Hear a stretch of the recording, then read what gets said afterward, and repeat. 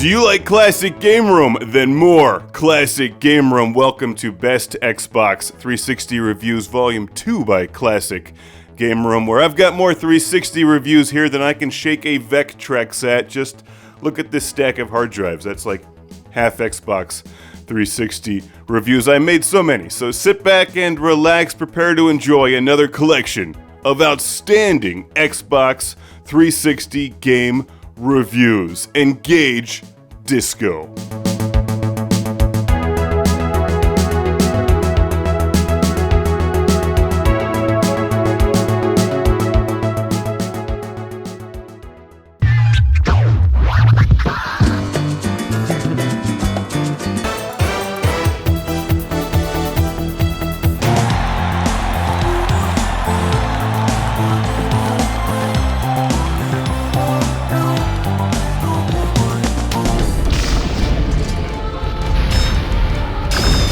There's a lot to like about this game, but my favorite part is the boombox robot.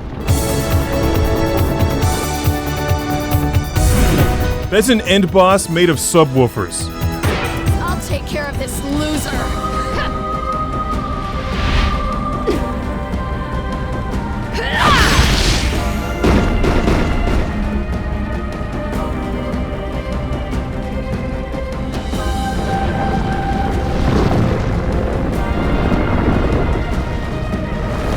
You've made Boombox Robot angry.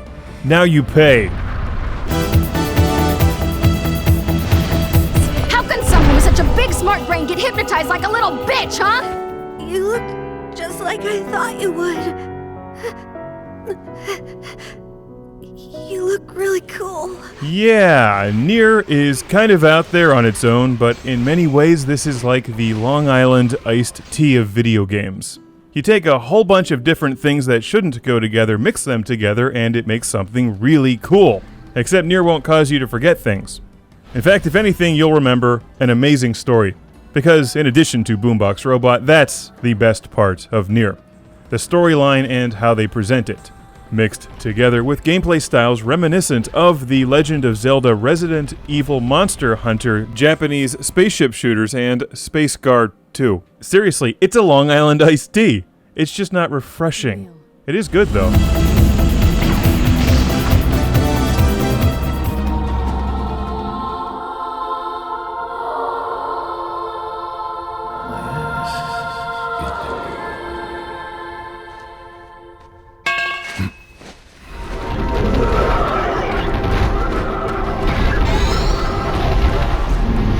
As of this recording, this is the frontrunner for the 2010 Classic Game Room Game of the Year award.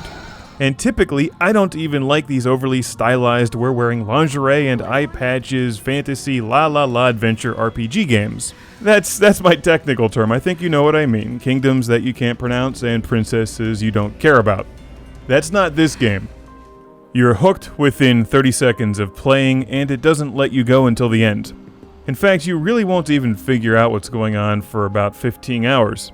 It's a big game, with a very cool story that's told in a clever way. Because when you start the game, you meet the characters, and then it jumps ahead about 1,000 years, and the world's all screwed up. It's like the Time Machine, or the alternate ending to Army of Darkness. Your daughter's sick, you have to find the sealed verses, you have a friend who's a talking book. My name is Grimoire Weiss, and it is not to be abbreviated. Weiss! Good to see you, Kaine. Although I don't think anyone has ever accused me of being a little bitch before. It's immediately interesting, the ride that the game takes you on is fun, and the gameplay backs it up because it's good. Looks like you've learned how to swing that thing. So glad you know. It's your basic hack and slash adventure game style of gameplay. You can definitely use some button mashing for the physical attacks, but you also have magic. The visual style in Nier is very, very cool. I like it a lot. I wasn't sure what to make of it from the promo materials that I saw before the game's release, but it works really well when you get into it and fight the shades, which are those things that are like half there, half, not there. I don't want to give away too much of the storyline for those of you who want to play the game. You embark on an adventure initially to find the sealed verses to save your daughter, and, it gets interesting from there. Kaine's outfit is hysterical, and the fact that your book friend makes fun of her the entire game, calling her a hussy, is even better. Like most RPG adventure-style games, there's numerous side missions, but for the most part I concentrated on the main story, which I found far more interesting. And like the Monster Hunter games, you can run around and slaughter animals and collect things and use some of that to upgrade your weapons and sell for money.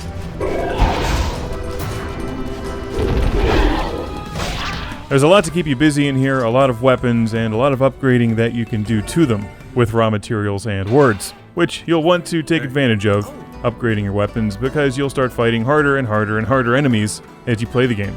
And as you've probably noticed watching the visuals, the gameplay style changes quite a bit.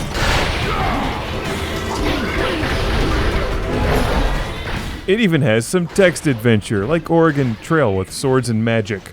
That would have been a more efficient way to get to Oregon. The game's not perfect, though. Sometimes it may seem like it's a little bit larger than it actually is. The environments are very compartmentalized, which breaks up the epic fantasy adventure feel at times. The music could definitely use more variety. Fortunately, at least on the 360 version, you can swap it out for your own music, because Ministry fits the game a lot better.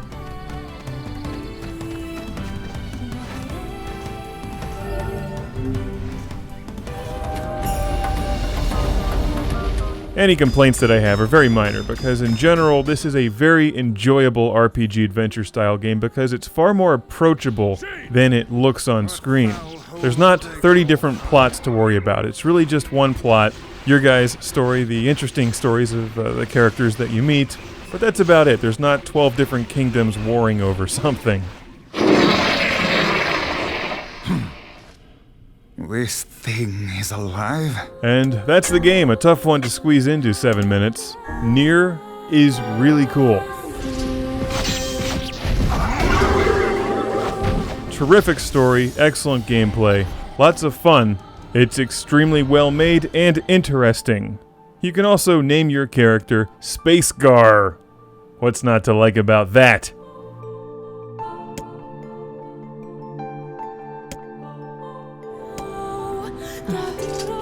Speak the truth, hussy! Book? Shut up. Yeah, cram it, Vice.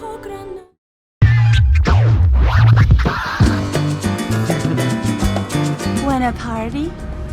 I can go all night.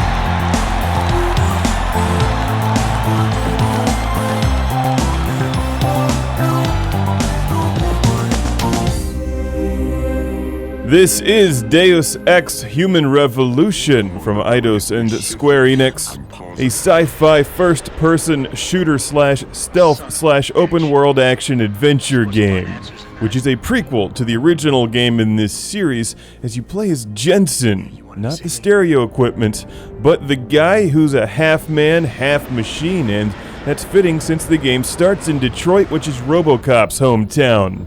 And like RoboCop, I don't believe in the word stealth.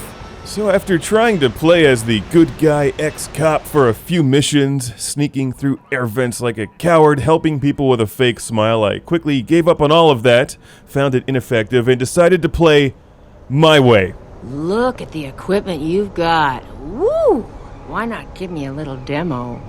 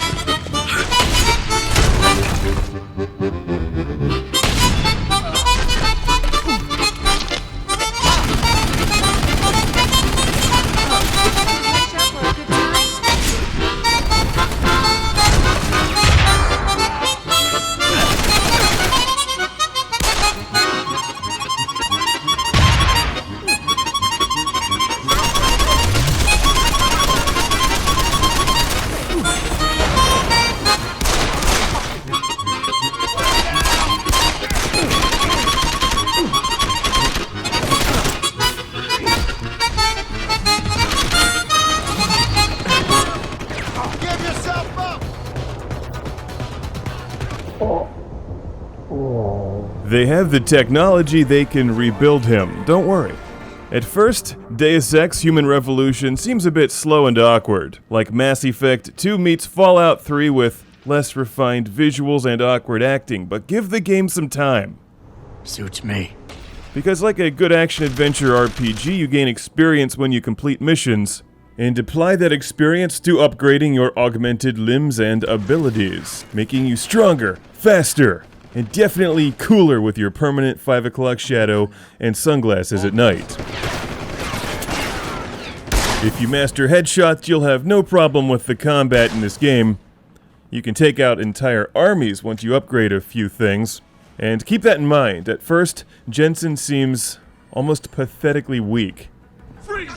My recommendation would be to start with upgrading his armor skin and hacking abilities, because breaking your way into storage lockers, apartments, and computers is a great way to find things and quickly gain experience.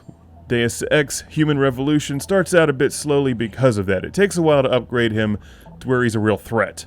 And then the game gets fun as you just wreck the place. For instance, in one mission you're supposed to sneak into a police station, find something, and sneak your way out, which just seemed impractical after I spent all of my upgrade points on offensive weaponry. So I just went through like the Terminator, which seemed kind of weird afterwards because nobody thought much of it. Like, wasn't that bad? Shouldn't I be punished? No, apparently not. The enemy AI is awful. But in all fairness, it's not supposed to be a straight action game. In any situation, there is a way to sneak through. But why would you? Also, if you haven't upgraded your strength or any kind of stealth abilities, it's almost impossible to do that. So you're better off just gunning your way through the game.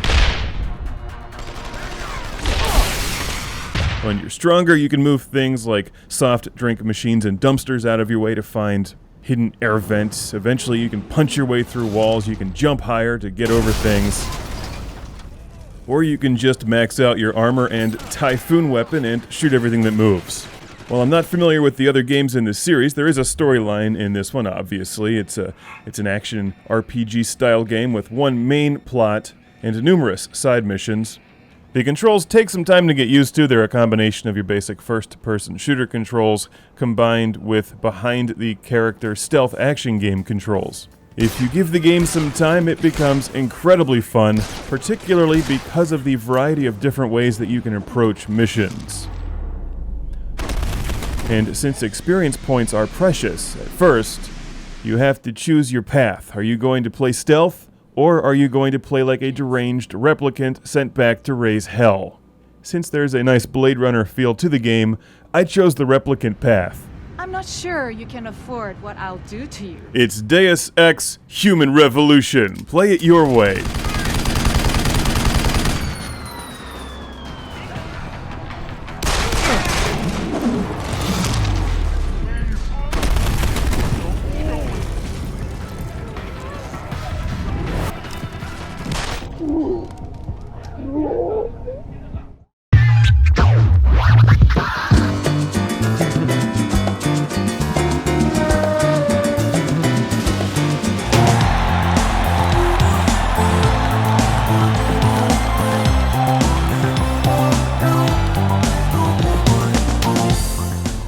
This is Deathsmiles for the Xbox 360 from Cave and Axis Games.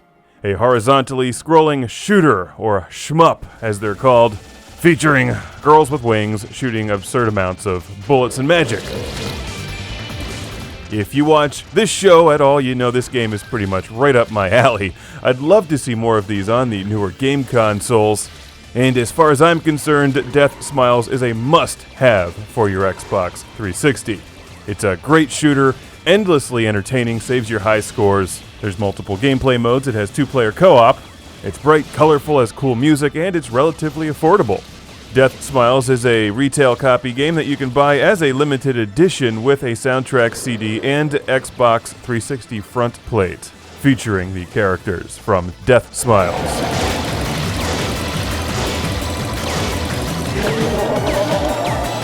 Admittedly, I long for the days when games like this were released every other day for the Sega Genesis. They were like the first-person shooters of the era. as each time you played a horizontally or vertically scrolling shooter, you'd get a little bit farther, memorize more enemy attack patterns, get a higher score, and eventually, maybe, finally someday, beat the game. And good luck beating this one on 1 credit. It's extremely playable and a lot of fun right up until about the last level when the screen fills with more bullets than there is space to move. The end bosses, like this one, are creative and kind of odd to say the least.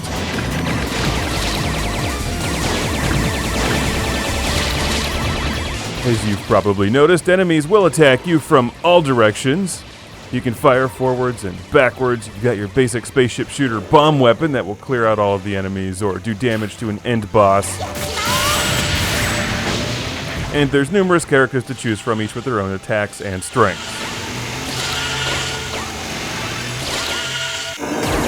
Deathsmiles was sent to the show by our friend Jeremy in Norristown, Pennsylvania.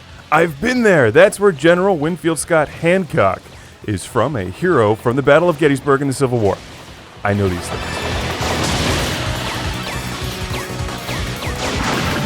There's a statue of him in Gettysburg, and the next time you see it, you can say, "Dude, I learned about you from the Deathsmiles video review."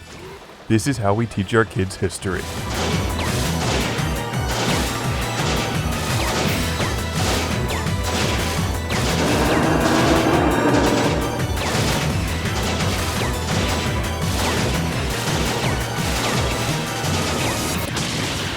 Take that, you stupid tree. If only there was an end boss weirder than that one. Oh, there is. Look at this.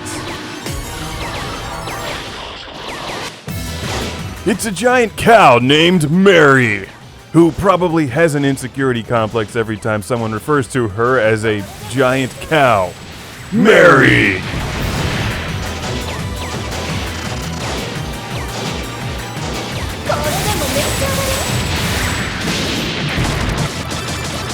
You know what this game could use? More stuff on screen at once.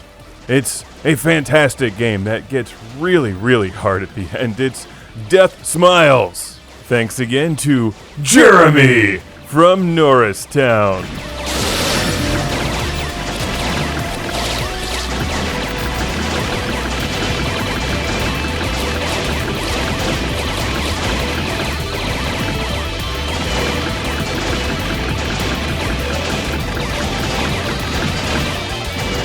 And if you enjoy this genre, you owe it to yourself to pick up Deathsmiles. Get the special edition, too, with the soundtrack. Girls with Wings shooting magic, it's Deathsmiles! Featuring Mary the Cow. Oh.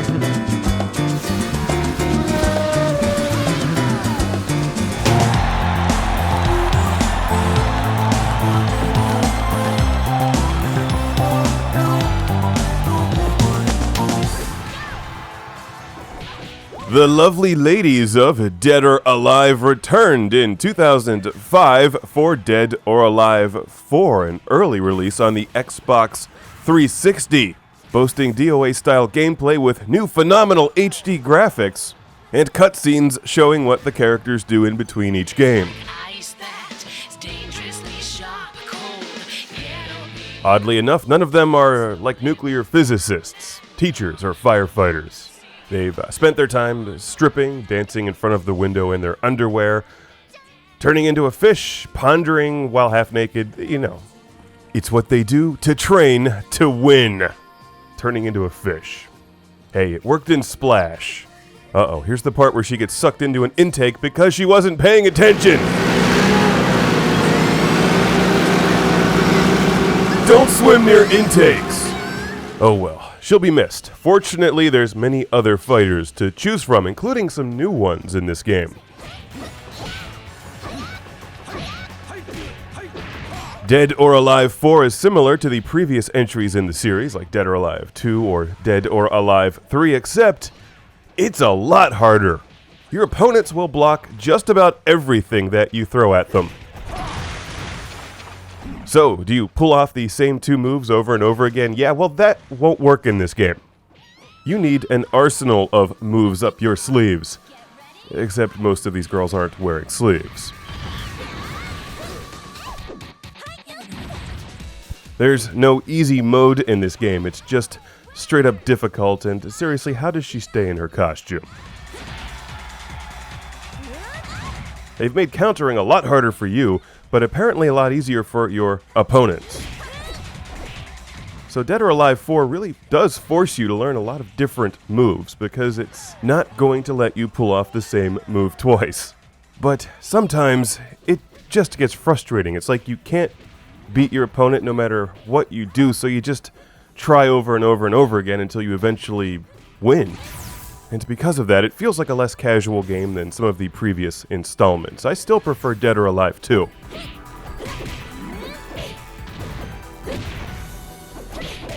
But there's nothing wrong with this one, you just really need to learn how to use the fighters. The animations and background visuals are stunning, as you can see, and this really rocks for an early 360 release. But somehow all of that gets overshadowed when you get stuck in your opponent's combo and just can't get out. So it's not as much fun to just pick up and play this game, but it is far more challenging, so for those who take their fighting games seriously, Dead or Alive 4 is an excellent choice. These days it can be found as a Xbox 360 Platinum Hits title for a budget price. And this copy of the game was donated to the show by our friend Eric from Dallas, Texas. Someday they'll name a TV show after your city. Someday. Oh, they already did. Who killed JR? I think it was this chick, who I just couldn't defeat until I played her over and over and over and over again. And I don't feel like I really fought a good fight so much as I just eventually won. And, you know, that's the only problem I have with this game. While making my way through the storyline, I would rely on eventually catching the computer on an off day. In addition to the storylines where you unlock the lavish cutscenes, Dead or Alive 4 has the usual complement of survival modes, time attack, versus, and Xbox Live multiplayer. There's also unlockable outfits and some unlockable characters as well. It's the writing that makes it special. No, it's not.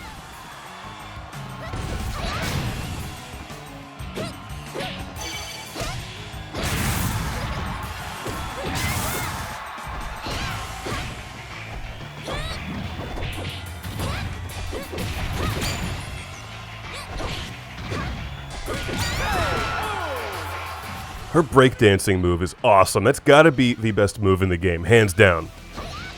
Like the other games in this series, there are a nice variety of fighters to choose from, each with their own fighting style, so it doesn't feel like you have 2 or 3 characters who are all exactly the same and have identical uppercuts.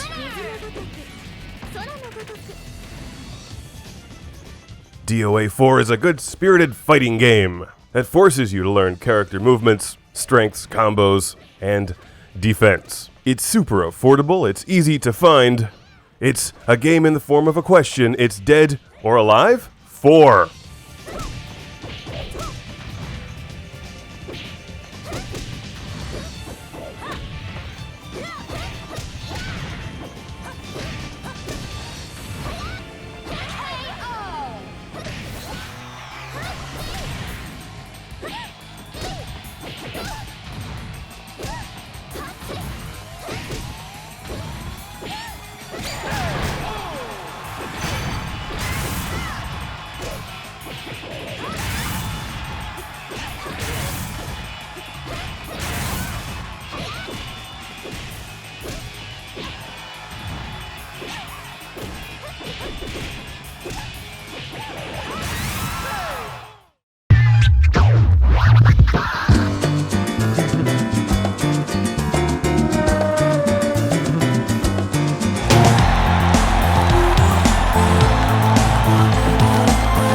Hey, who drank all the protein shakes and ran off with the weightlifting equipment? Oh, the Gears of War guys are back.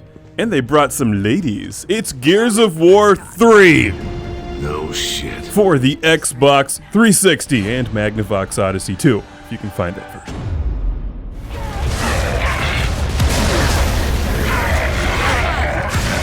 Graphics are great on the Odyssey 2, and it works well with the one-button joystick.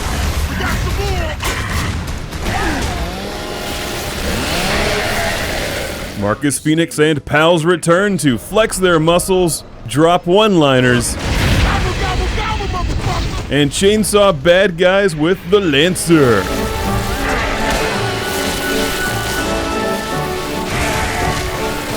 The good news for Gears of War fans is that Gears of War 3 is pretty much more of the same with more of what makes it good. There's new weapons, new bad guys, awesome level design, and this is the conclusion of the current story arc.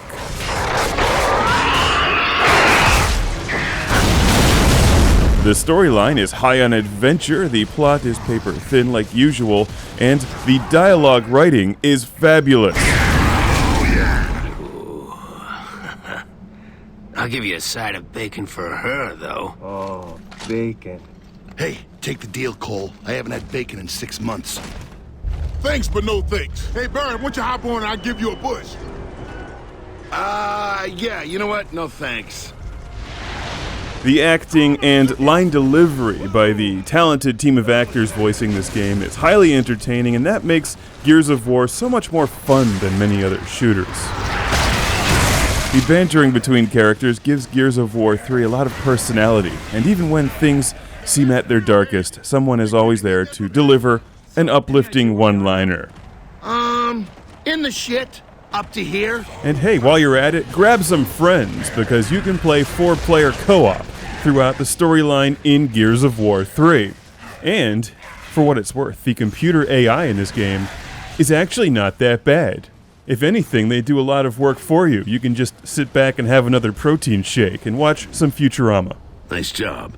John DiMaggio, the voice of Bender, returns to voice Marcus Phoenix, who probably eats 3 chicken breasts and 47 eggs for breakfast, even though they're just getting by and always out of food. Does he have his own mini-fridge that disappears like the Optimus Prime trailer when you're not looking? Many of the new enemies in Gears of War 3 look like they came straight out of the Resident Evil series, and it's amazing how even in a post-apocalyptic wasteland that all of the ladies in this game have perfect skin and great hair. How's that work? The action is the same as it's always been. Duck and cover, shoot your enemies, lob grenades, and when you're close enough, cut them in half. Every time you round a corner, prepare for another battle, more challenging than the previous one. It's a predictable formula, but one that works. I mean, you don't play Gears of War 3 to listen to Marcus Phoenix recite poetry, although that would probably be very funny. If it's possible, this installment may be even more adrenaline-fueled than the previous one, with constant firefights and never-ending bad guys waiting to walk into your gunfire. I won't give away spoilers or the ending, except to say that fans of the series will have a good time with this game. I will warn you that it gets a bit emotional. You may even cry about the lack of El Caminos in Gears of War 3. Unforgivable. Although the production value and awesome sound design do make up for it. You'll learn a lot about some of your favorite Gears like Coltrane, Dom, and of course Marcus Phoenix. And I should mention that later in the game, Gears of War 3 takes a lot of inspiration from some zombie survival games, and does nice things with it. Lambent humans, they're fun. Like the other games, it's a lengthy campaign that definitely has a thrilling conclusion that fans of Gears of War will not want to miss. They've added things and made some changes to the multiplayer modes and Horde. I'll be covering those in part 2 of this review. So I'll see you back here for part 2, same time, same place, wherever Classic Game Room is served.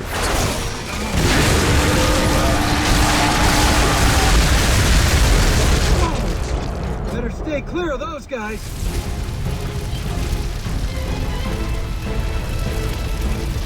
We're gonna lose the whole ship if we...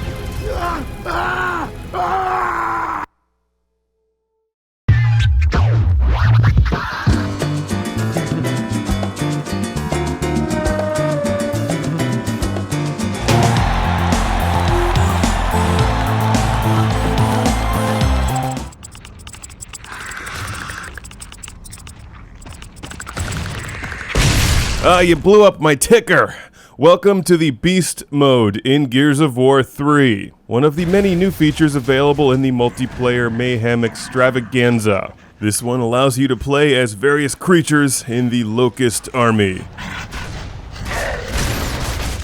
and is best played with some of your friends. It's actually very similar to the excellent Horde mode, which of course makes a return in Gears of War 3, this time with some advancements. On screen right now is the Horde mode, and fans of Gears of War should immediately recognize some changes. What are those green things? Well, you can buy yourself defenses, and you'll need cash to buy weapons and ammo. Seems like Horde has been inspired by some other multiplayer shooters like the Call of Duty zombie levels, and it's a nice change because it makes it different. Other than that, Horde remains pretty much unchanged. It's a survival mode and tons of fun. You can play solo or grab some friends and survive as many invading waves as possible. Horde seems to have also been inspired this time around by some of the excellent Halo multiplayer games, as you can unlock mutations along the way, like Headless Chicken. If you blow off the enemy's heads, they will attack each other. Cool things like that. In between rounds, you can buy ammo and also repair your defenses. I just repaired my decoy, which is fun because that'll confuse the enemies who will shoot at it instead of you.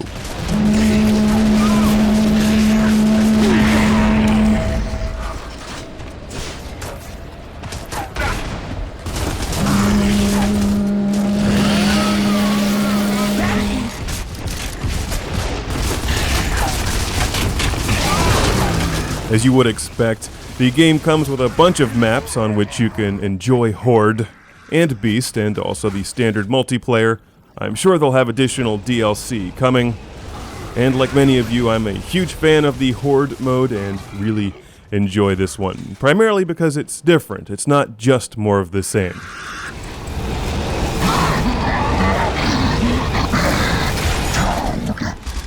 It wouldn't be a classic game room review of a game with a flamethrower without at least showing the flamethrower.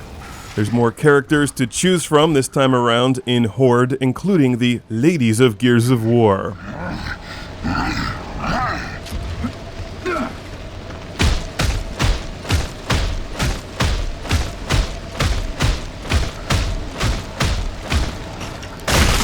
The new maps are as good as they've always been. There's ample places to duck and cover, of course, it is Gears of War. And the defenses do make it interesting, because they slow down the invading waves and will cause damage. But they do not cause damage to you, because you have better boots than they do.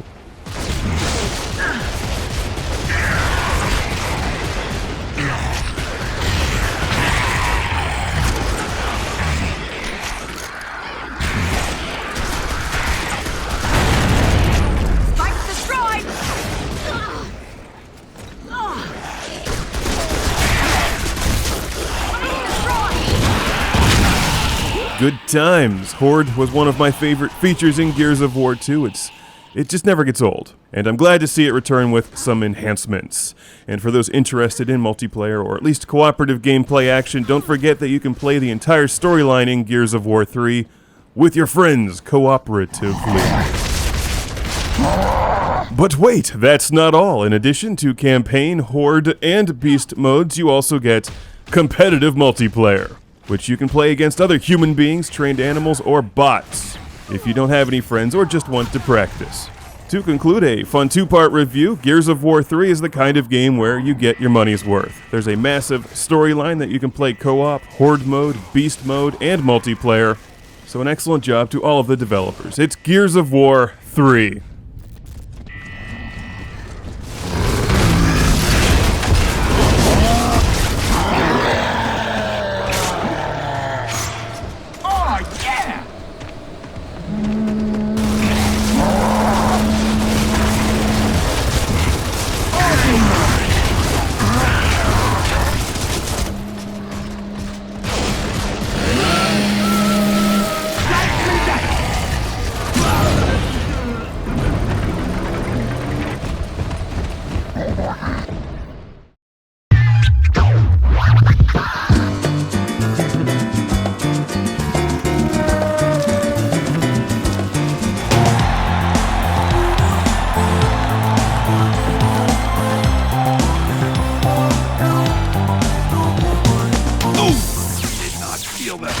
The game is called Never Dead, which is a funny title because it accurately describes the game. Your character cannot die. In fact, he can rip off his arms and throw them at enemies, or rip off his own head. Rollin', rollin', rollin'. And then roll around the ground with it.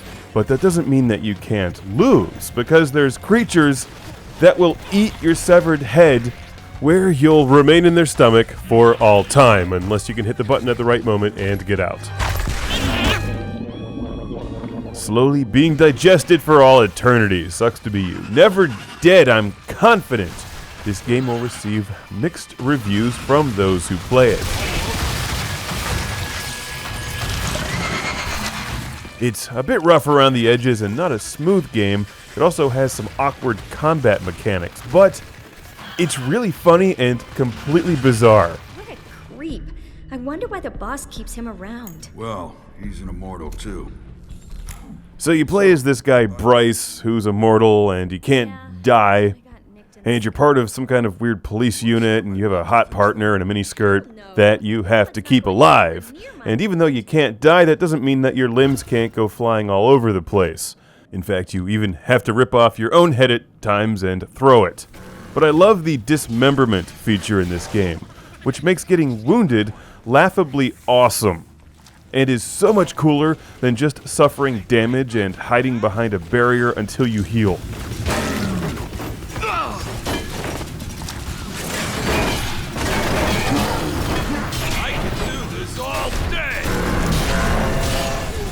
Yes, the camera can be a little weird at times, and the fighting controls require some patience and a bit of a learning period, but once you get all that down, it's actually quite enjoyable.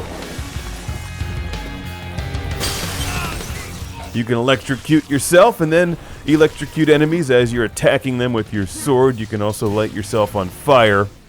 You can tear off your arms and use them as bait.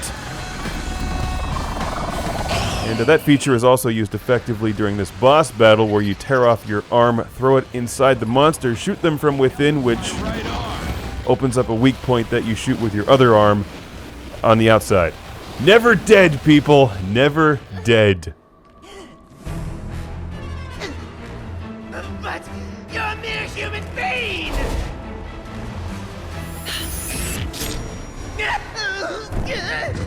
The storyline is interesting. The art design is interesting.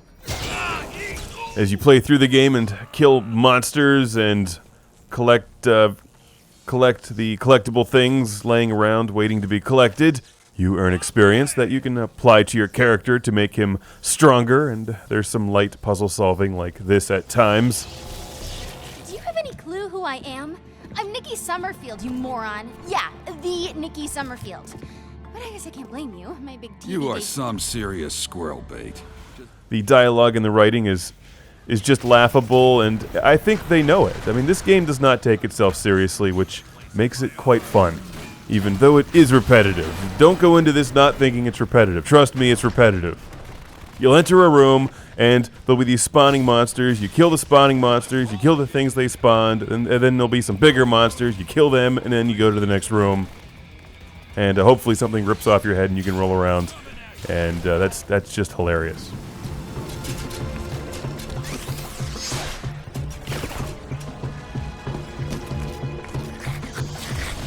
That'll leave a scar! Serious motion sickness. The one-liners are cheesy, and I don't think the designers would have had it any other way. I should mention that when your arms and legs are ripped off during combat, you can hop or crawl over to them and then combat roll, which automatically makes them reattach. Thank you, Bryce. I'm whole again. And over time, that indicator on the bottom right will let you know when you can just hold down the left analog stick and regenerate all of your limbs at once. So if you really want to get ahead in this game, just make sure not to get eaten by those things which will digest you forever. Oh, that hurt. Where's old Lefty got to?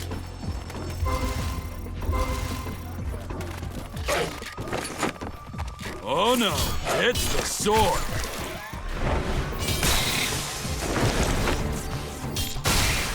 Yeah, come on. This is not for those who really want to scrutinize every detail in a video game, but it's so much fun. I don't know. I wasn't expecting much from Never Dead, but once I started playing it, I just had to continue. There are some multiplayer features in the game, and you're scored per mission, which gives the game some replay value. I think for many of you listening, it may be more of a rental, but Never Dead really does pack some great laughs. And combat that can be surprisingly entertaining once you get the hang of the controls.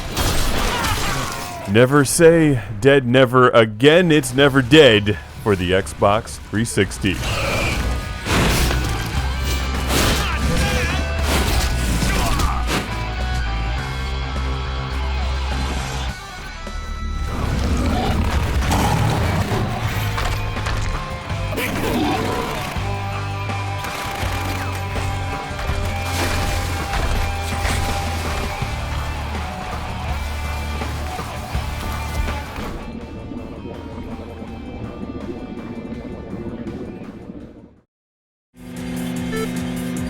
Technically, this game may be called Import Tuner Challenge, but those of us in the know call it something else, or at least you should. It's Tokyo Extreme Racer on the Xbox 360. Just ignore the title, it's Tokyo Extreme Racer.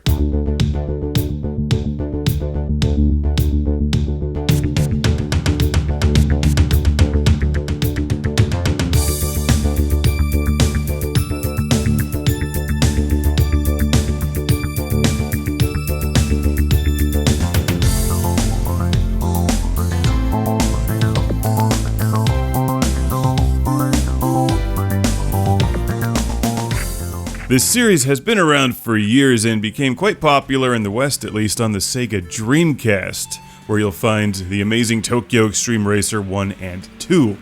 You can find Tokyo Extreme Racer games on the PlayStation 2, like Tokyo Extreme Racer 3 and the drifting ones, but for whatever reason Ubisoft published this game as Import Tuner Challenge on the Xbox 360 in 2006. What a literal name. That's also incorrect. Since you're driving in Japan, and all of these cars are Japanese, shouldn't it be called Domestic Tuner Challenge?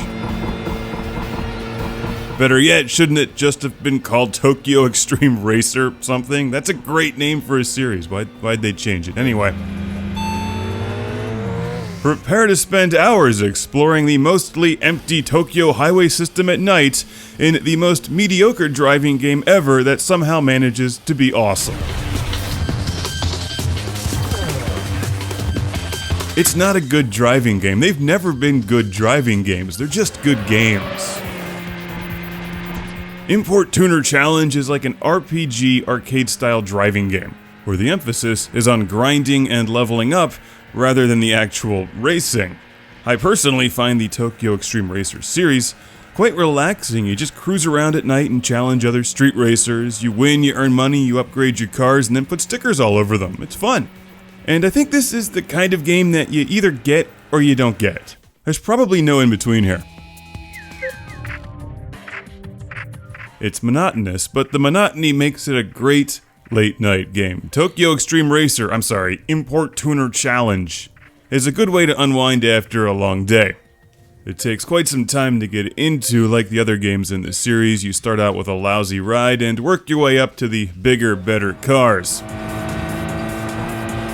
You defeat these teams of street racers and then eventually challenge their boss, and sometimes you'll even win their car.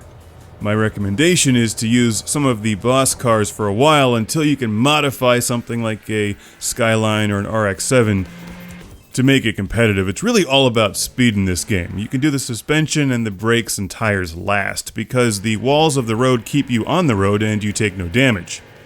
So just turn your car into a missile. Most of the time you win races by staying ahead of your opponent until their power bar goes all the way down. Others actually have a checkpoint.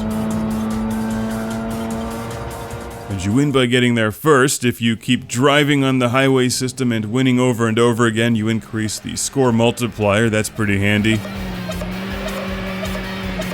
In order to unlock new segments of highway and new upgrades, you have to continue to win and defeat bosses, and as you drive around, you can look on the map. The blue triangles are cars that you have not yet defeated, so hunt them down and take them out. Make them fear you and your goofy name.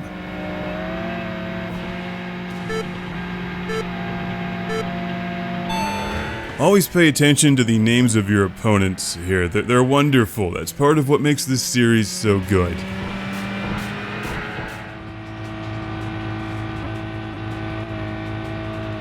Here's some of the best news of all. Import Tuner Challenge is really cheap and easy to collect for your Xbox 360, and I highly recommend it. If you've played any of the other Tokyo Extreme games, if you've enjoyed them at all, this is probably the best one. Because the puppy with the backpack makes it faster. And I've got a classic game room shout out and thank you to send all the way out to my man Frank from San Leandro, California. Thank you for sending Tokyo Extreme Racer Import Tuner Challenge on the Xbox 360. The driving controls really aren't anything special. The music's terrible, but since it's on Xbox 360, you can play your own music. And sure, there's way better driving games, but this one has a puppy with a backpack.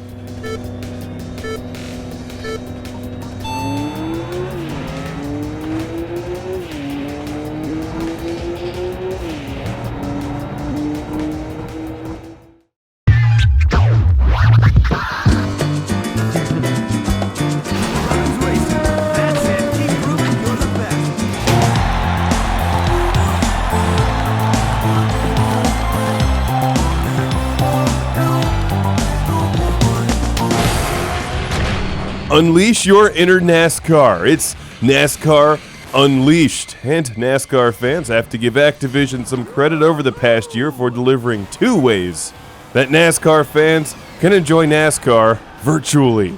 The more traditional way with NASCAR 2011, which I thought was quite good, and the extreme way with NASCAR Unleashed.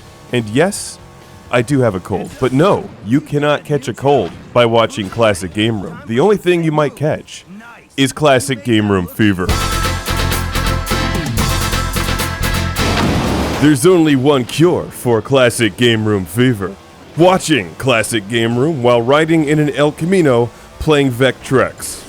And even if you're cured, Classic Game Room fever will return later that day, and you'll have to cure yourself over and over and over again.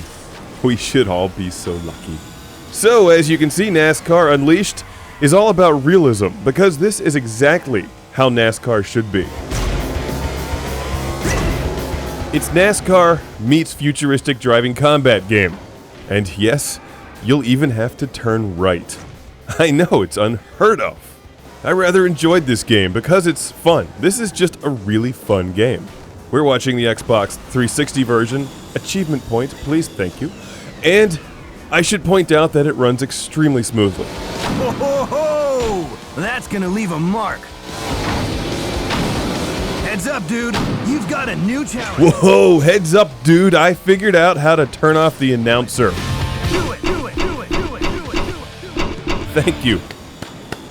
Thank you, developers. I hate it when you can't turn off the announcers. And this game has educated me because now I finally know what Denny Hamlin looks like. I didn't know, and now I can put a face to the name and number on my play seat. I suppose I could just watch NASCAR or Google him to find out, but I'd rather play this game because it's fun.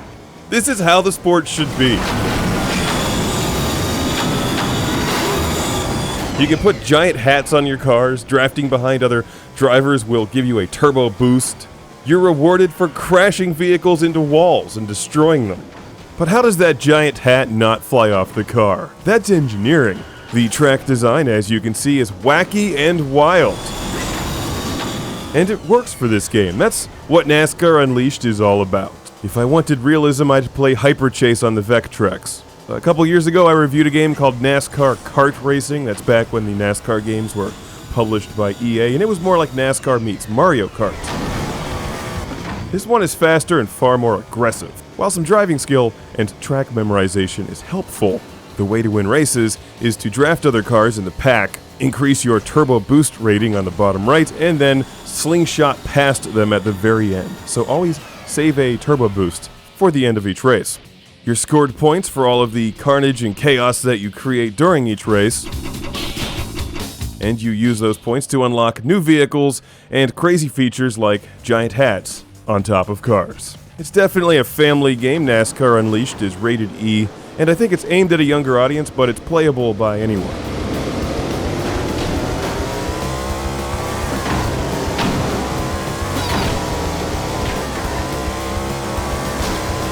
And if you're into collecting trophies and achievement points, you'll get a lot of them quickly.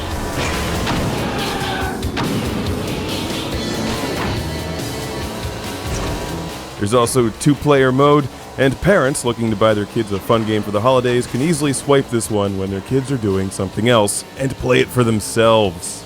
Fun game, I dug this one. NASCAR Unleashed.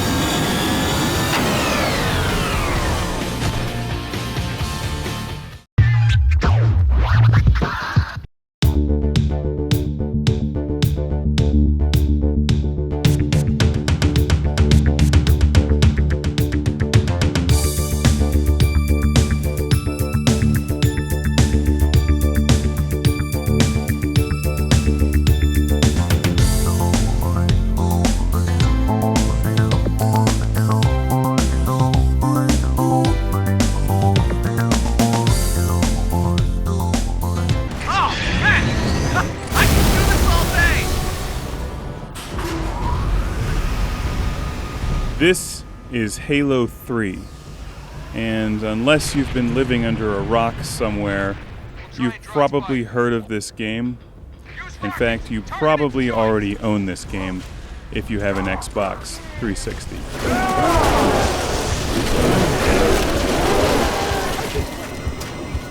I think they've sold as many copies of Halo 3 as there are human beings on the planet Earth. This is basically the modern-day equivalent of Pac-Man. Obviously, the gameplay is much different, but the marketing and media push behind the Halo series is phenomenal.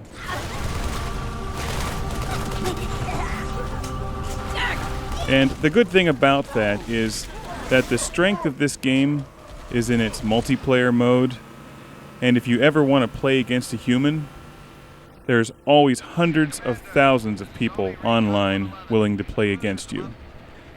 In fact, the sole reason I got this game was so that I could play against my friends. It's been several years since I've been out of college. Most of my college friends are all in different cities scattered across the United States.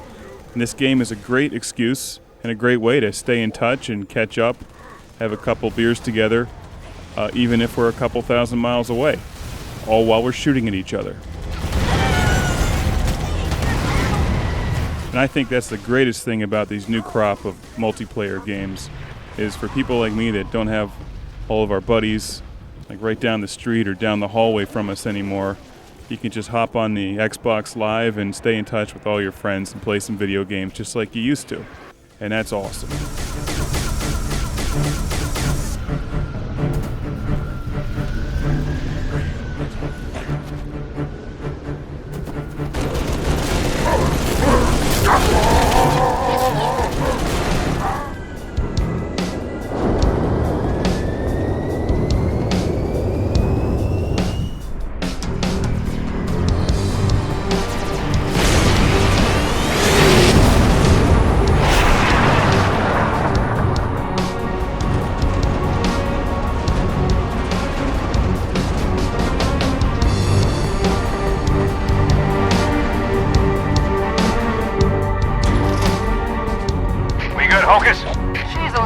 Sergeant Major.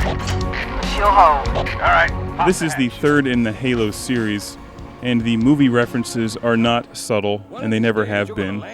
This game clearly owes quite a bit to the James Cameron Aliens, as well as other movies like Predator. So if you're going to emulate a movie, those are probably two good ones to choose from. I can't say anything about Halo 3 that hasn't been said before. Normally on this show, I review classic video games from 20 or 30 years ago.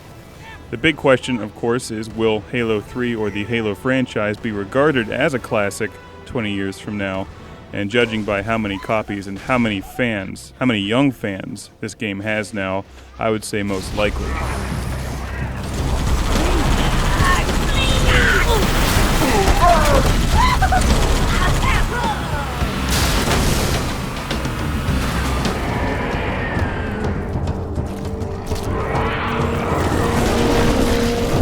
From a technical standpoint, it's impressive, it's very open, it's a lot of fun to play.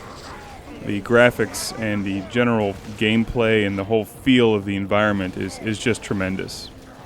I don't like the fact that the shields regenerate in the multiplayer mode. I think that's very frustrating. I preferred the way your character took damage in a game like Time Splitters, which I thought was an excellent first-person shooter, because when your friend shot you or when you shot your buddy, you knew they were wounded, so when you respawned, you immediately went after them because you knew they were hurt, that their shield did not just automatically regenerate. So I prefer the kind of game where you have to look for a health pack instead of just having your shield automatically regenerate. Now there are settings that you can tweak within the game to change that and to change your weapons, but that's a minor criticism. Find the crashed flood ship. Overload its engine core. We either destroy this... Also, I personally didn't care for the single-player storyline of the game very much. I thought that the first Halo was done much better. I thought that the plot unfolded like a movie where you landed on the Halo and you needed to find out what it was. And in this game, that's really missing. And the parts where Cortana pops up on screen like some kind of drugged-out flashback, I didn't care for that either. I thought that actually took away from the game. I played through the game in a multiplayer co-op with a couple friends. We had a great time, but we all agreed that was the huge weak point. Minor criticisms aside, Halo 3 is a must-have if you like first-person shooters and you want to play against some other people. Will this game have the cult status that something like Pac-Man or Space Invaders has today, 20 years from now? I guess we'll just have to wait and see.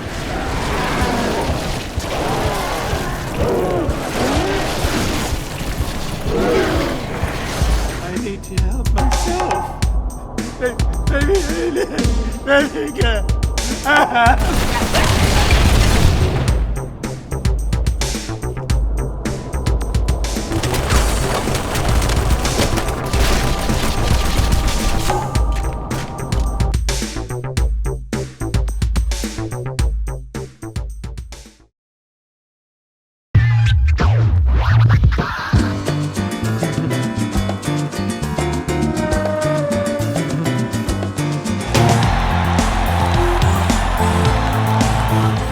The game may be titled Driver San Francisco, but in my heart, it has a different name. This is Driver El Camino.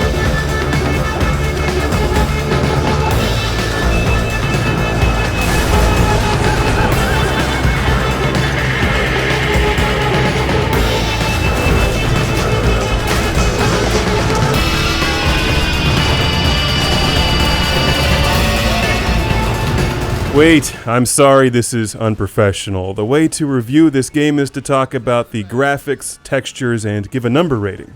Nah, f*** that. So here's the plot. You're a police officer in a coma with telepathic powers allowing you to jump from person to person and take over control of their vehicles. Let me get this straight. Would you zap into a fine-looking lady? I keep my hands on the wheel. Yeah. Your side mission is to stop some kind of maniac bad guy. What you're really after is an El Camino that you have to outfit with wings and then fly into space, where you hunt down a group of alien cyborg women and equip them with Pontiac Firebirds that have fusion reactors. And together, you conquer the universe, stop the bad guy, and force General Motors to remake the El Camino. At least that's what I took away from this game. Driver El Camino, or Driver San Francisco, is a 2011 Game of the Year contender. Because it's awesome. It has an El Camino, numerous Firebirds, and the AMC Pacer. F***ing A. Bonus points are awarded for the DeLorean DMC-12, Chevelle, and the A-Team van. So here's the deal: as you play through the game and complete various driving missions, the game is called Driver after all, you unlock the city of San Francisco and earn points to buy new vehicles that you use in challenges. In addition to the amazing collection of cars in this game, the key feature is the ability to hop from vehicle to vehicle, shifting as they call it. It's like the Matrix. In fact, there's many missions which are completed not by driving well, but by taking over other cars and trucks and destroying things. It's awesome. I want that Lamborghini in front of me. I tap the A button and shift into it, and then smash it into something.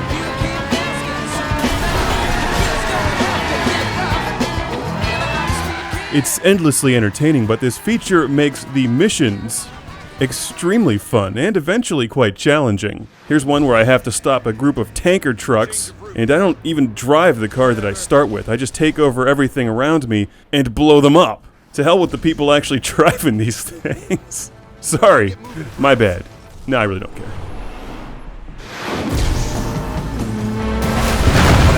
So basically, you can take any vehicle that you see for a test drive, but you have to actually buy them if you want to complete the challenges that earn money.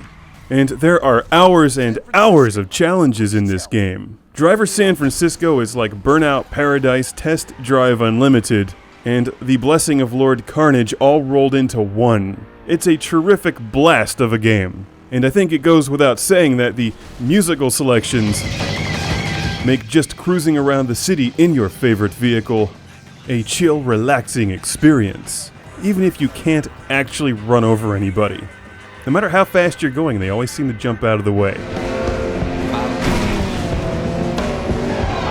The variety of missions and challenges is really good and keeps the game entertaining. It never seems to get old. And with the addition of numerous multiplayer modes, Driver San Francisco has a lot of replay value.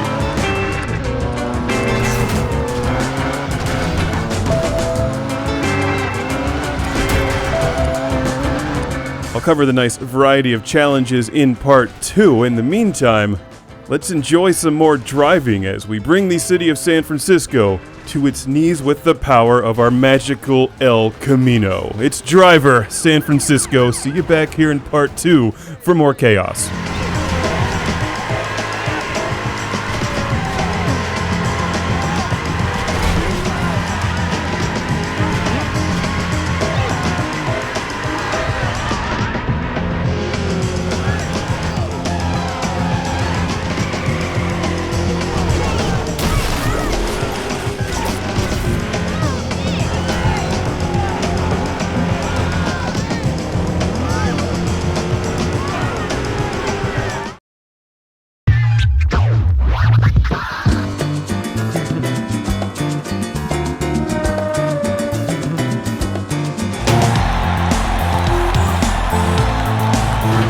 It's not just the El Camino AMC Pacer and Pontiac Firebird that make Driver San Francisco great. It's the variety of missions and how they work with the shift feature in the game, which sounds like a gimmick when you explain it, but it works really well when used during gameplay to hop from vehicle to vehicle. And keep in mind, it's not something that you have to use, and it's certainly not something that you need to use in every event. So what I'm doing here is just exploring and having fun in the massive environment in Driver San Francisco, test driving some vehicles, listening to some music, and then crashing them. As you can see, this is a lot of fun just by itself, but let's check out some of the styles of races and challenges in the game. We'll start with one that makes nice use of the shift feature during the race, as you have to win first and second place by trying to control two vehicles at the same time, or by eliminating the opposition, which proved to be far more effective in this case, because you can also shift into random vehicles heading in the opposite direction. Here's another example where you're trying to eliminate street racers, and it's always best to hop into a truck or bus heading the other direction. They do the most damage. Okay, that's fun, but what if you're just looking for straightforward races through oncoming traffic? Well, Driver San Francisco has you covered. And this is where I think you Burnout and Test Drive Unlimited fans will enjoy this game, because the gameplay is very similar. There's a variety of different races like this, but basically you have to hit checkpoints, and you can plot your own path from checkpoint to checkpoint, either by memorizing the city or using your minimap for help. These are probably my favorite races in the game, and fortunately there's a lot of them. And keep in mind that much of what you see is also available in multiplayer. These challenges earn you credits that you can use to buy new cars, but the storyline also has a variety of different mission types. Everything from driving as police officers, catching up with bad guys, crashing other cars. This is one where the shift feature is used creatively. The storyline missions have you doing all kinds of cop-type things, and working your way through the plot of stopping the Crazy Jericho guy by uncovering his sinister plan and bringing down his network. I find the game to be extraordinarily fun. It plays well, it runs smoothly. We've been watching the Xbox 360 version. The driving is your typical arcade-style driving. Faster vehicles will certainly be a lot faster.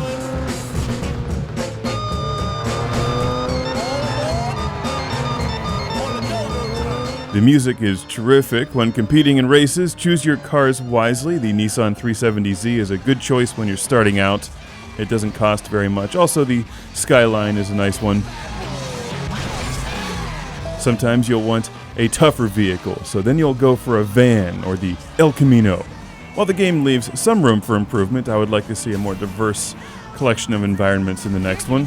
So much trouble. I'm extremely pleased with Driver San Francisco, and think that you will be too if you enjoy arcade-style racing games that mix it up with a variety of different challenge types. And this also has that neat shift feature, which is really cool to play around with. And don't forget about multiplayer. It's Driver San Francisco. Hi, officers!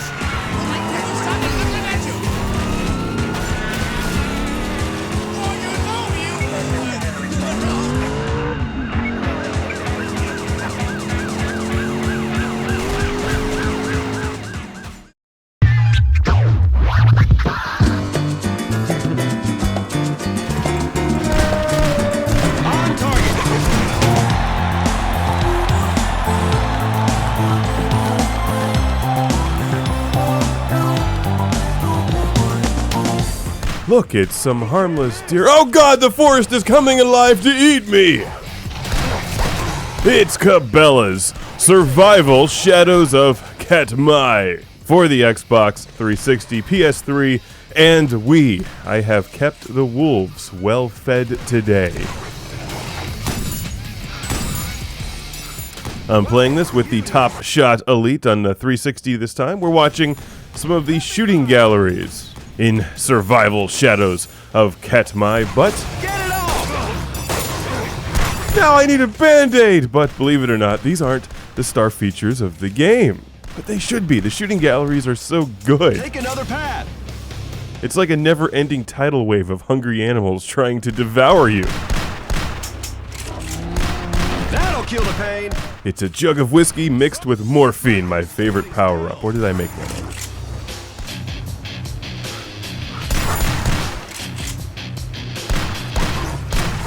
The big feature in Cabela's Survival Shadows of Katmai is the big game-like adventure storyline, where you play as Nathan Hale. Wait, no, that's the guy from Resistance. I forget this guy's name already. He's a pilot who crash lands in the wilderness of Alaska, not Atlantis. Now that would have been a different game. Damn those dolphins! Bang! Going down! Walrus, mermaid, fish, eel, otter, bang! Logan James is this guy's name. Logan James. Where are you going? Dr. West! Who crash lands in the wilderness of Alaska with Dr. West, the dumbest doctor in the world who thinks that climbing out on an ice ledge is a good idea and almost falls to her death, but no, she survives somehow and later gets stuffed into a moose, Tauntaun style, and I'm not even making that up. You then run into this dude who's crazy or drunk or both, who has a dog that is creepy because it reminds me of the dog in The Thing, so I'm keeping my distance. Make the trip. I figured somebody'd come up to check on me eventually. But nobody loves you, and besides, how do you know your dog's not an alien? Somebody get a match. I am the handgun sheriff. This is definitely a combination of a Cabela's game and an adventure game like Tomb Raider or Uncharted. But you play the entire thing with a gun. That's right, the Top Shot Elite, which has a thumbstick, so you control Logan James using the thumbstick, and jump and climb or fall to your death using the buttons. But when it comes to the shooting sequences, you then use it like a rifle, but you're still running around using the thumbstick, so you're trying to aim the gun while running around using a thumbstick at the same time. Kind of awkward, to be honest. In your quest to survive, you occasionally will have to hunt down and shoot some animals. And your dog, who may or may not be an alien, is guiding your way. And even though you'll be spending a lot of time scaling mountains and cliffs, your dog will warp from location to location. Tell me that's not possible alien behavior. Also, beware of birds constantly trying to peck out your eyeballs, and anytime you enter a clearing, prepare for a gunfight. My suggestion is to just get into a corner and shoot everything. Don't try to run and shoot at the same time. It doesn't work. Even though there have been storylines in other Cabela's games, which are traditionally aimed at hunters, Cabela's Shadows of Katmai is the first time I think I've seen them try to bridge the gap between a modern adventure video game and a hunting game. And while it's a lot more interesting than wandering around the woods trying to hunt a certain animal, the control scheme is an acquired taste. If you play a lot of games with controllers, it'll probably drive you mad. However, if you're looking at a hunting/adventure game for your dad or your uncle who's into hunting, they may really get a kick out of the adventure in this one, assuming they haven't played Uncharted and Tomb Raider. Uh-oh, it's a clearing. You know what that means? You're about to be swarmed by animals who are really hungry. Survival is certainly predictable.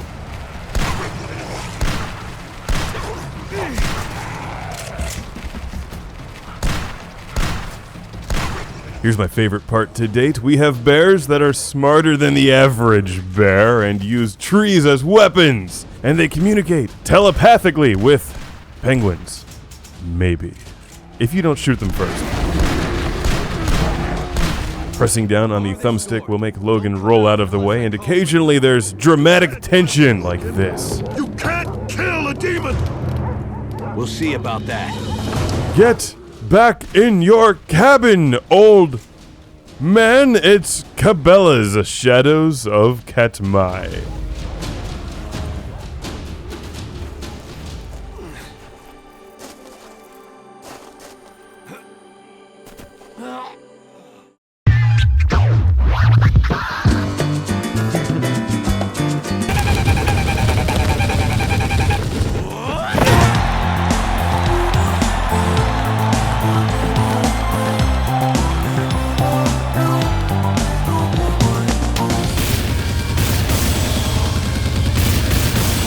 What happens when you mix Fist of the North Star with Dynasty Warriors and some really slick anime cutscenes? You get a whole breakfast buffet of awesome. That's what.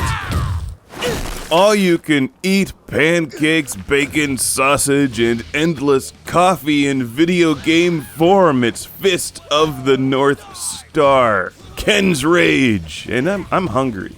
Hungry for some ass kicking.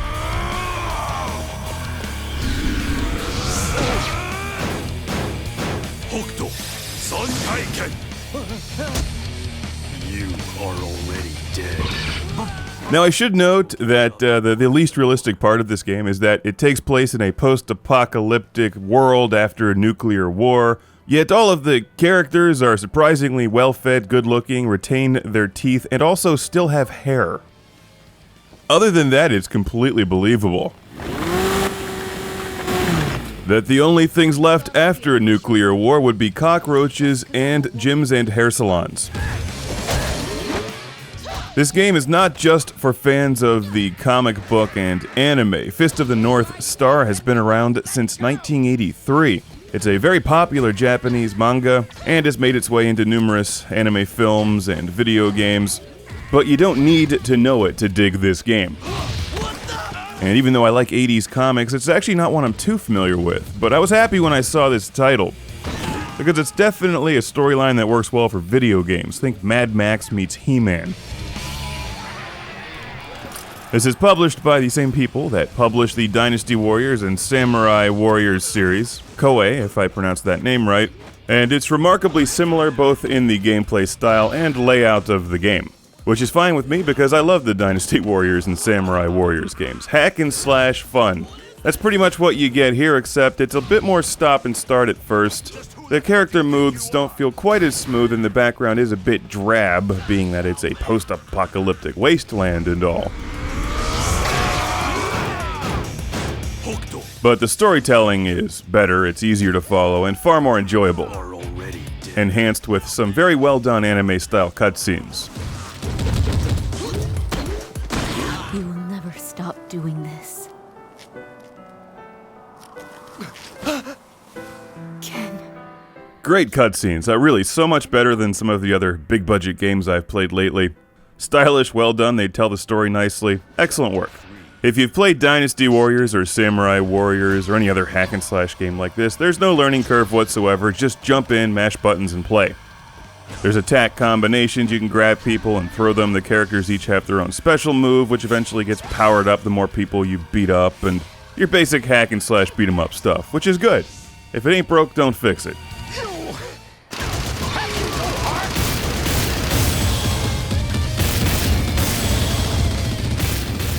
You also have these wild finishing moves, and as you play the game, you earn experience points, so you're rewarded for beating up and slaughtering as many of these mindless, mutated mungheads as possible. And you then apply the experience points to upgrade each of your characters. What's not to like about this? Come on. Good stuff. I have to also compliment the easy-to-navigate menus and the 80s power guitar in the background. I'll teach you to fear my Nanto Suichoken! And even though your characters certainly appear to kick a lot of ass in this game, it's not easy, it's not just a pushover. You'll frequently find yourself surprisingly outgunned all of a sudden, and then there's some end bosses which are quite tricky.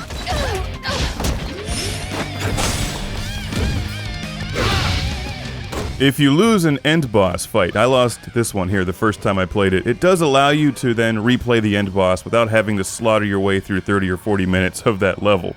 So after the first try, figuring out this guy's attack patterns, I came back the second time, beat him, and then moved on. Each of the characters does their own special thing. Kenshiro can pick up giant girders and missiles and throw them at people or swing them. Mamiya can, well, she's got a charming personality. Fist of the North Star Ken's Rage is a gigantic game. The levels are enormous, you can replay them to strengthen your characters. There's numerous characters to choose from, lots of button combinations and moves to learn, and a very cool storyline on top of all of that. You can also play 2-player co-op in the Dream mode. Dreamy. Hey, did I just regain life with radioactive bread? Awesome. It's almost as good as trash can apples and turkeys, but not quite. Fist of the North Star. Ken's Rage.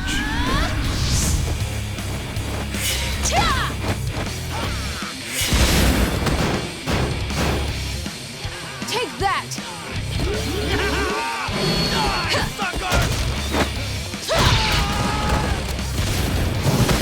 Got a death wish? Huh? Take them all out!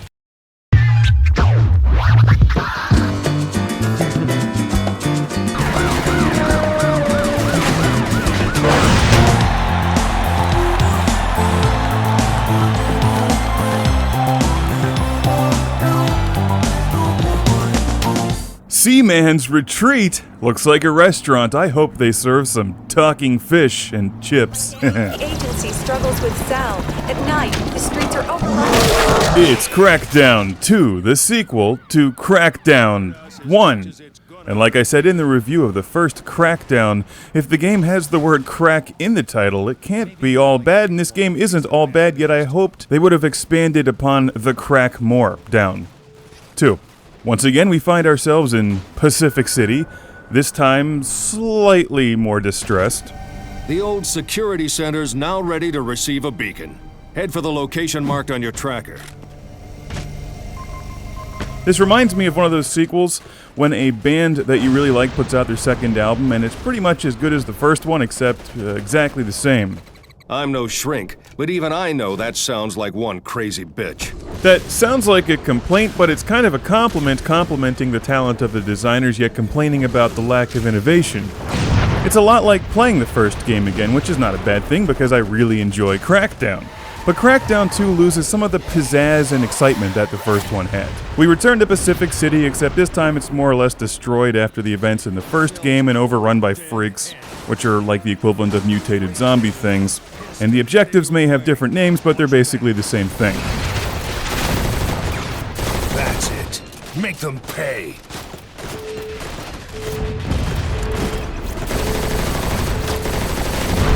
The controls, style, and production value are every bit as good as the first game. The combat is excellent, and you have this massive environment to explore and upgrade your agent by getting into constant gunfights, fistfights, and collecting agility orbs and secret orbs around the map. And it's fun to revisit some of your favorite places in Pacific City, but that's also the game's weakness. Had this taken place somewhere else, I think it would have been twice as good. Because so much of Crackdown is collecting agility orbs and hopping from building to building, and when you've been there before, even if it's slightly different, it's not as exciting as the first time. So if anything, while Crackdown 2 is completely enjoyable and excellent in its own right, it reminds me of how good the first game actually is. So if you played the first game and really liked it, I can't say anything bad about the second one, except don't go into it hoping for a completely new experience. I feel the same way about Crackdown 2 as I do about BioShock 2. It's a sequel with big shoes to fill. It's fun, it's entertaining, it's cool to revisit somewhere that you've been before and destroy a lot of things. But I was left thinking, is that all they have to offer? I feel like they played it safe, like they could have done more. Okay, so they added in freaks and it's fun to run over them and blow them into little bits. And you're constantly taking out enemy encampments and blowing away bad guys, and there's lots of new toys, and the plot has a twist to it. But it's the location, it's the revisiting of Pacific City that I really think sets the game back. It can even scoop other vehicles off the road.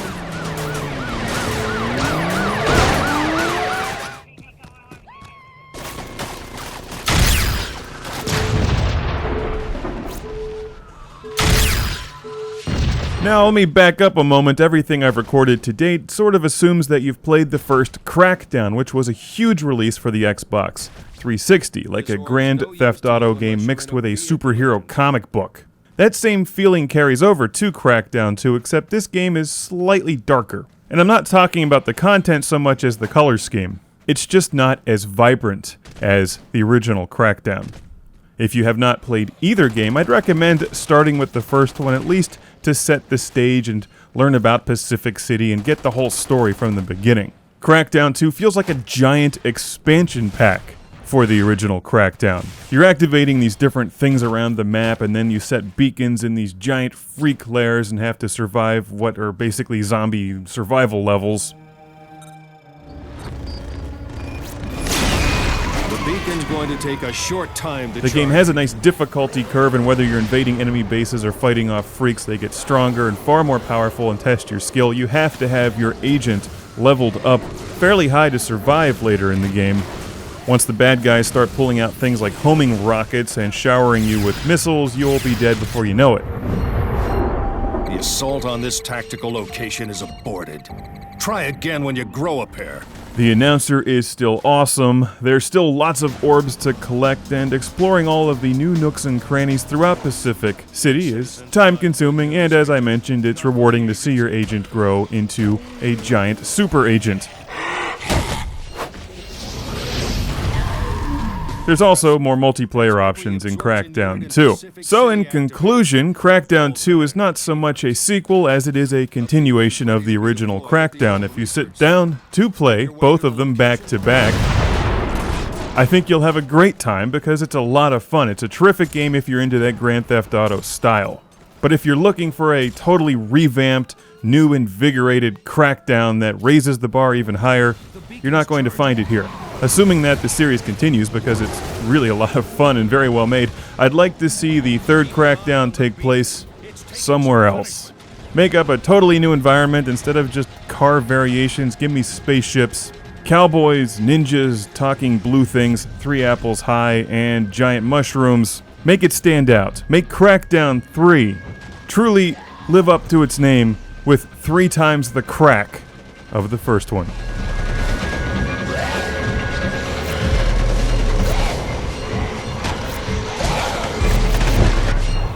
I like your style. You took out those freaks with a single gas canister. That's an obvious achievement.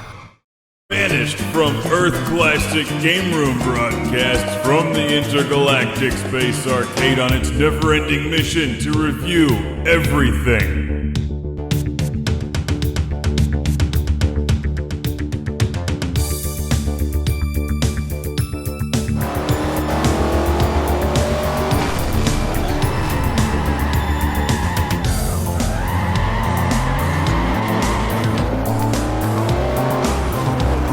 Welcome to Classic Game Room for the review of my favorite Forza game. This is Forza Motorsport 4. For real!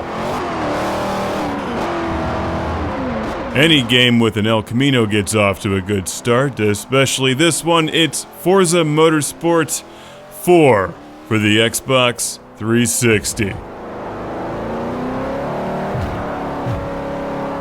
Get that damn Prius out of my way. I'm driving an El Camino. That thing isn't even worthy to share the road. Released in 2011, it's amazing how this game one-ups its sequel, Forza 5. Forza 4 is far superior in every way. Sure, it may be a generation behind, but it looks fantastic. You get more cars, more tracks, and more of the stuff that we love about Forza. Let's start off with the sound. I love the sounds in this game. They just nail all of the car sounds. Everything from a little Econo box to a roaring V8 is spot on. And sound really helps put this game through the roof.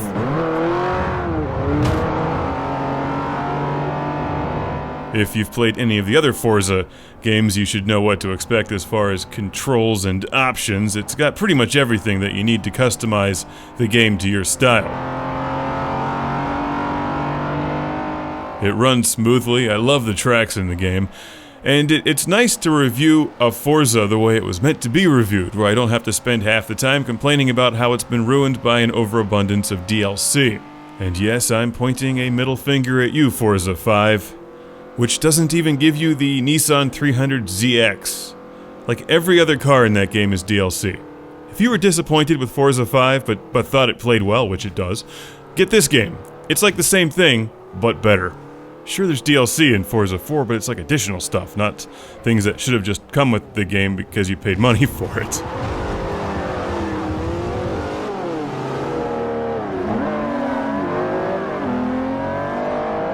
I can't wait for Forza 6, where you'll pay like $60 for the game, get 3 cars, and then have to rent the rest of them.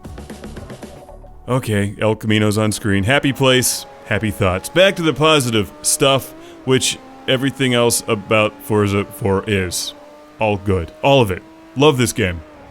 And them's strong words coming from a Gran Turismo fanboy. Yes, there's room in the universe for both of them, as long as the Vectrex reigns supreme.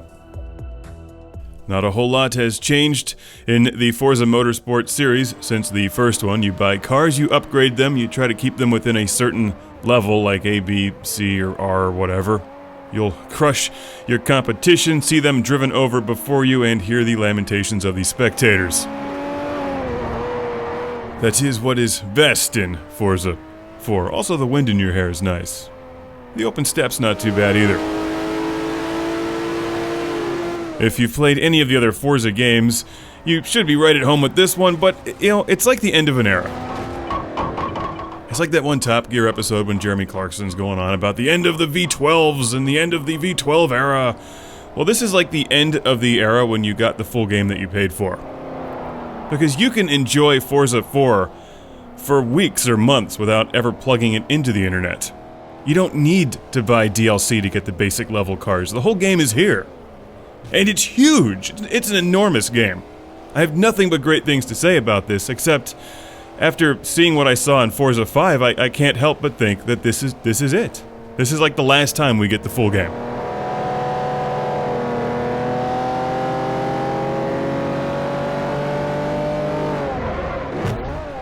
I like to use other cars for braking. Make them pay for my physics. Well, Forza 4 is more of the same. There's more tracks, more cars. It's the best one. It's refined, you get the cockpit view, there's tons of tracks and cars. And, unlike Forza 5, you can play your own music while driving. Now, for obvious reasons, I can't show you that feature here, but you want to hear White Zombie and Van Halen while racing, well, you can do that. Because if I'm going to drive in circles and try to win races and just tweak my cars to get them a little bit faster, I want to hear my own tunes, not the same 5 or 6 songs that have been licensed for the game. And that one simple feature has been removed from Forza 5. In fact, I think the Xbox One just removed it altogether, didn't it? And yes, this is a nod to Miami Vice. When did it become a crime to enjoy the stuff that you paid for?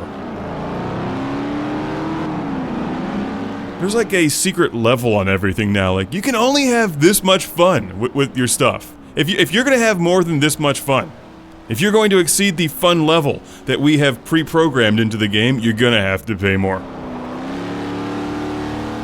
You seem to be having way too much fun with this. That's it. We're going to have to turn it off.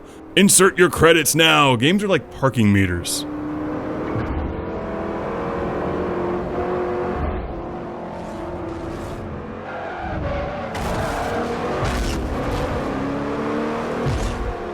You can enjoy this one single player forever. There's loads of championships to win.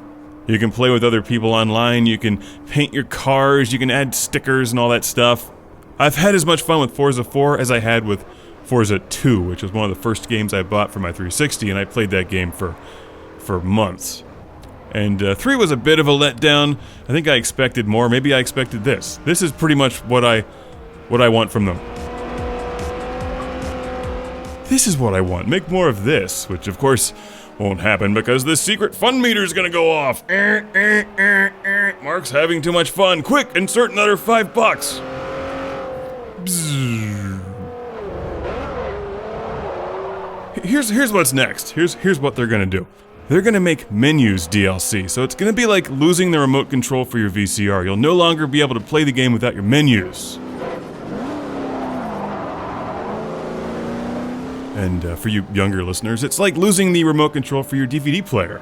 And for the even younger listeners, it's like someone taking away your new iPhone and replacing it with an older model that doesn't support the software upgrade. So basically, you're screwed. Enjoy Forza 4 while you can.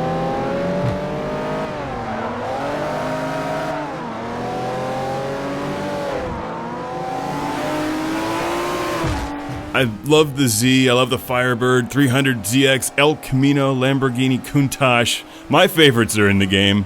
You can race with the standard controller, you can use a wheel, and the packaging says worser with Connect. I'm sorry, it says better with Connect, but I don't believe it. The bottom line is this is one of the best driving games that you can buy. And it's really cheap and easy to collect these days for your Xbox 360. It's a long review because I recorded lots of footage. I love driving under the Sargento cheese truck. I've got a huge classic game room shout out and thank you, an El Camino-sized thank you to send to Terrell from Kings Tree, South Carolina. Kings Tree, the Tree of Kings, South Carolina. Thank you. I love Forza 4 and highly recommend it.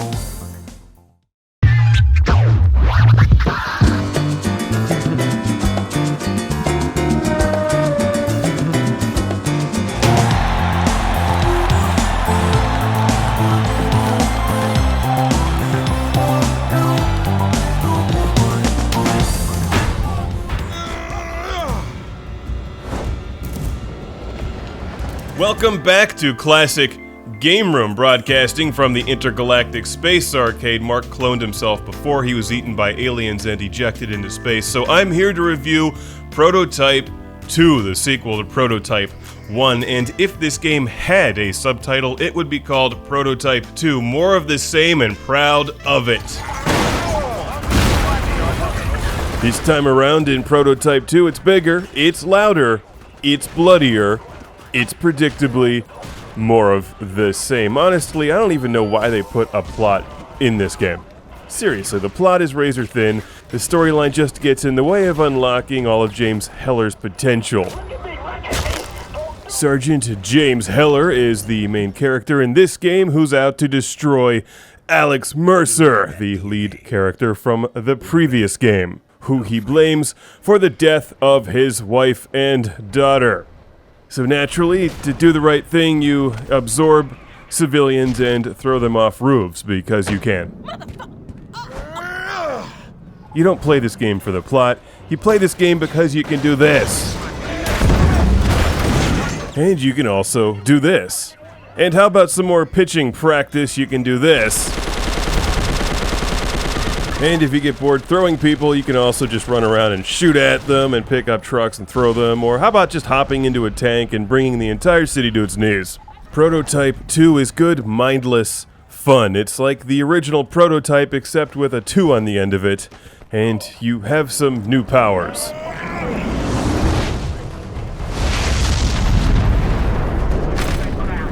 It's just so stupid, but never has a game had a title more fitting. Prototype 2.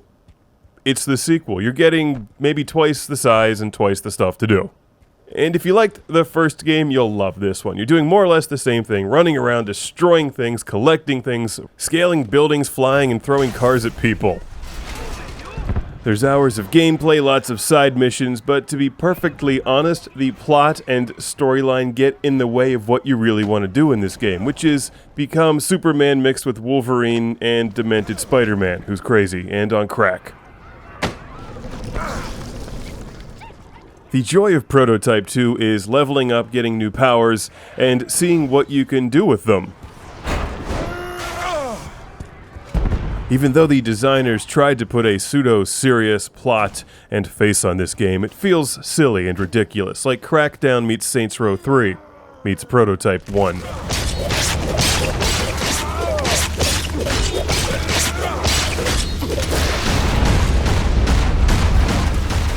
But that's why you play Prototype 2, and it's bigger. And that means this kind of game is better. Bigger means more to destroy, more to do, more to find, more to collect, and more hours to spend in Prototype 2, and there's DLC available as well.